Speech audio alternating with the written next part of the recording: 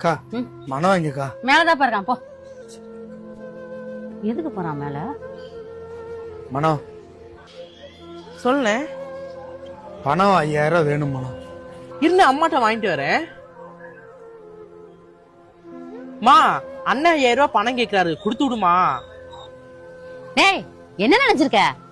இன்னும் பணம் மரத்துல கக்கியதற்கு அப்படியே புடிங்க கொடுத்து விடுன்னு இருக்க. ஏன் தம்பி உனக்கு கொஞ்சம் கூட அறிவு இல்லையா? யார் வந்தாலும் காசை தூக்கி கொடு, காசு தூக்கி கொடுன்னு என்னடா நினைச்சிட்டு இருக்க? ஒவ்வொரு காசுக்கு எவ்வளவு கஷ்டப்படணும் தெரியுமா?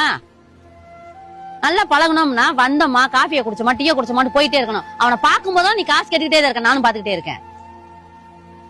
நல்லா பழகிட்டாலே இது ஒரு தொல்லை. ஆள் தராதாரம் பார்த்து பழகணும். மா அக்கா பிரசவத்துக்கு காசு இல்லாம அலைஞ்சியே நான் வாங்கிட்டு வந்து கொடுத்தேல. யார்கிட்ட வாங்கிட்டு வந்தேன்? அண்ணன்டதாம்மா வாங்கிட்டு வந்தேன். அது 5000 ரூபாய் பேலன்ஸ், அதை கேட்கதான் வந்திருக்காரு. என்னமோ உன் காசு குடுக்குற மாதிரி பேசுற.